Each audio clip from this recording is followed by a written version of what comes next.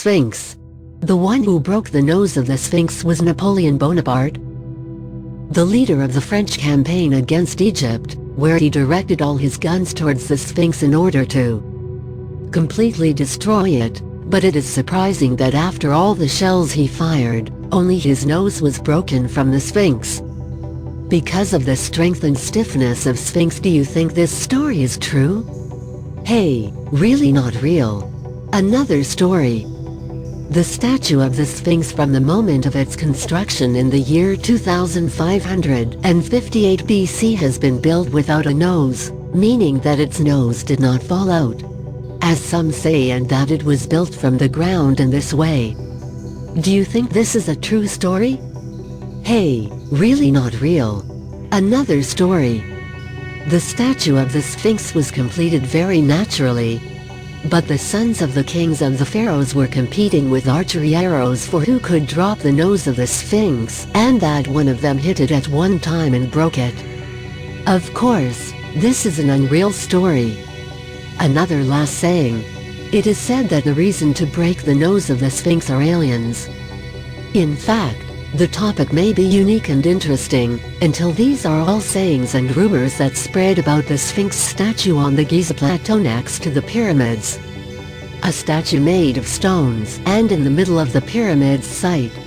Its body is the body of a lion and its head is the head of a human being. In it there is a mixture between the strength of the mind and the strength of the body, but despite this, a number of stories and assumptions have collapsed over him over the ages because of his broken nose. But what is the real thing, and what is the fake, and what is the reason for the construction of the Sphinx in the original, and who built? Is the head of the Sphinx an inscription of one of the kings of the pharaohs?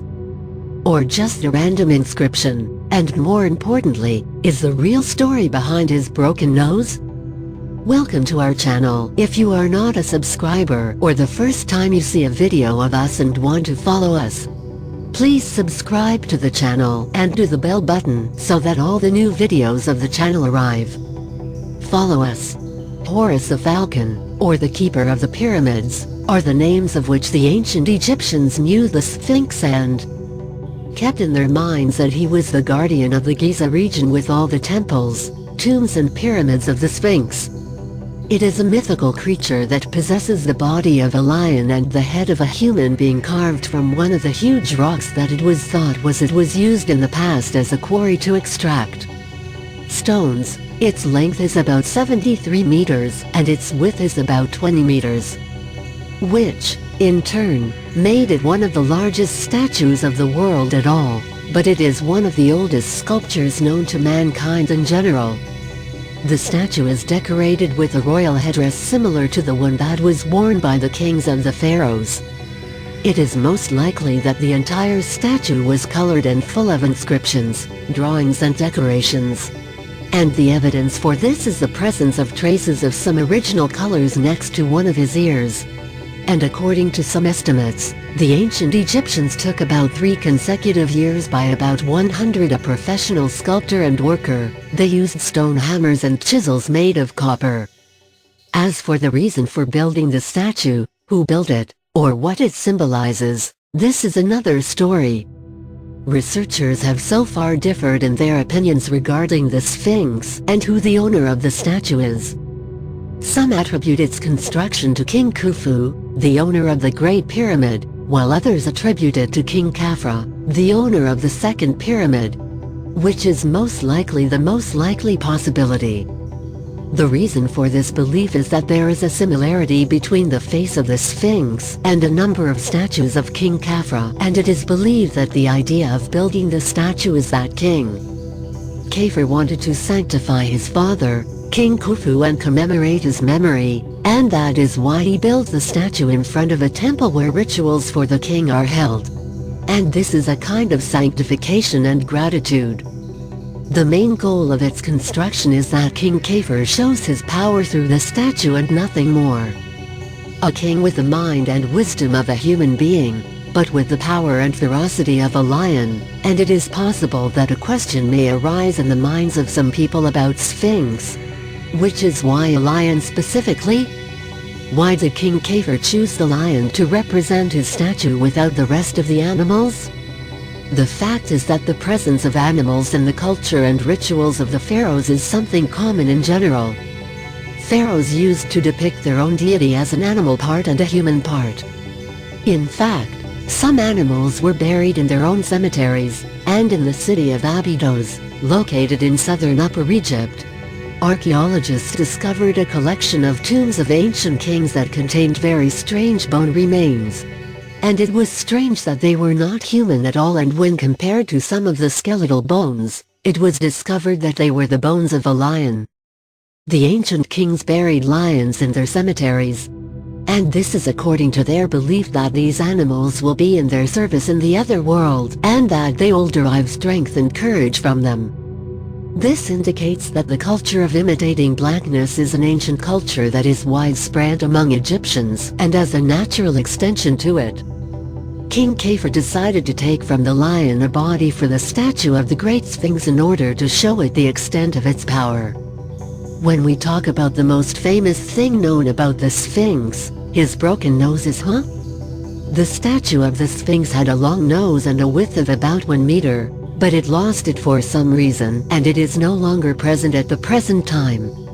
One of the most famous reasons attributed to the story of the broken nose is the story of Napoleon and his campaign against Egypt and the truth. It is unexpected that Napoleon is completely innocent of this accusation, the charge of the broken nose. The reason for this is that the European explorer Frederick Lowe painted a painting of the Sphinx in the year 1737 AD during his exploratory journey to Egypt and Sudan, in which we recorded the notes and drawings on the pharaonic antiquities and architecture in the two countries, and later published them in a book entitled A Journey to Egypt and Nubia. The witness in the matter is that Frederick Lowe painted a precise painting of the Sphinx, in which he appeared without a nose. And this happened before the French campaign and tens of years before the birth of Napoleon. So the story of Napoleon's defender is not true. So what is the truth? The fact is that there is a widely circulated narration that says that there was a person called Muhammad fasting forever, and he was living near the statue of the Sphinx. And he noticed that people looked at the statue with a look of reverence and fearlessness. He fled to demolish a part of the statue by a sharp god in order to prove to them that it is unholy. The nose of the statue, but of course there is no evidence of the veracity of this story, and the most famous hypothesis regarding this case is still based on the factors of stripping. That is why most of the historical narratives say that the nose fell on its own with the passage of time due to its being a weak part of the statue and no one broke it. The evidence for this is that the Sphinx had, in addition to the nose, a stone beard similar to the beard found in statues of kings, and he also had a snake at the top of the head area. But all of this fell as a result of stripping and fell to the ground. Indeed, they recently found some parts of the Sphinx's beard, some of which are in the British Museum in London, and others are in the Cairo Museum. It is worth noting that the factors of stripping are also the main reason that there are no inscriptions or drawings on the Sphinx at all, and this is because it was exposed over time to floods and sand coverings for long periods of time. And on the mention of sand to the cover of the Sphinx, one of the new things that some people hear is that it is directly in front of the Sphinx, specifically between its two front arms, a painting that exceeds thousands of years old. This painting bears the name of the Dream Board, and its story is very funny. Before 1401 BC, Thutmose IV decided that he would tour the pyramids of Giza and stopped next to the statue of the Sphinx and decided that he slept a little and took a rest. And in this period the sand covered almost the entire Sphinx and only his head was left. It was a sweet time, Thutmose's, that the Sphinx appeared to him in the dream, and that he was very upset with the sand that covered him and asked him to remove the sand, in return for making him a ruler over Egypt. Indeed, a disease that is eager to restore the Sphinx and remove all the sand and spread his story everywhere and start to seek the ruling despite of the fact that he was not the owner of the legal right. But indeed he was crowned the throne of Egypt thanks to the story he published, and it is said that he published this story from the basis with the aim of his arrival to power. But in the end the Sphinx was saved from the sand, and the fact was recorded as the most famous sand removal process that the Sphinx was exposed to from during his history. Thutmose IV decided to immortalize this story and ordered the placement of a rectangular plate. As for Sphinx, there are drawings carved by Thutmose IV offering sacrifices to the Sphinx.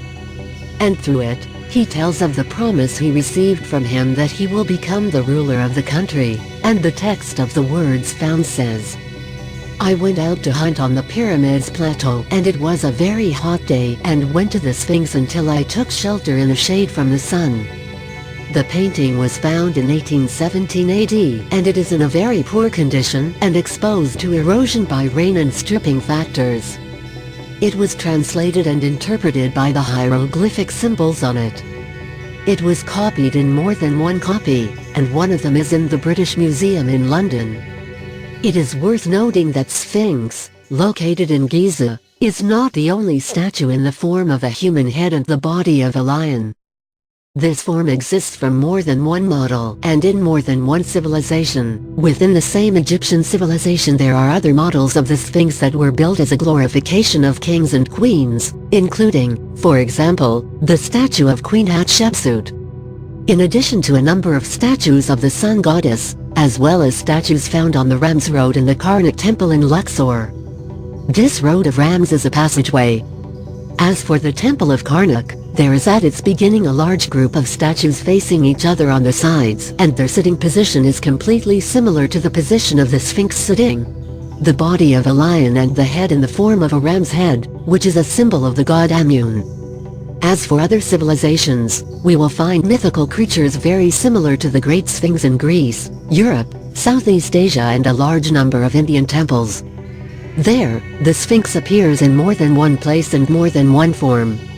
The fact is that if there are images of the Sphinx in different civilizations, like some kind of telepathy, there is a picture of it that appeared recently and its story is a little strange. In our current era, it has become very possible to have a Chinese replica of any product in the world. That is, yes, the raw material and the quality is lower, but its price is lower, and the wholesale made in China has become available on every product. But it is unusual for you to see the sentence written on a copy of the Sphinx, where China made a replica of the Great Sphinx of approximately the size of it, and it was placed in the city of Chengyuan, 280 kilometers from the capital Beijing, in an atmosphere similar to the city of the pyramids in Giza. The event was very famous and provoked the Egyptian Antiquities Authority, and they raised an invitation to UNESCO that this is a violation of the Egyptian identity and is considered an unacceptable behavior and a very long maneuver to try to remove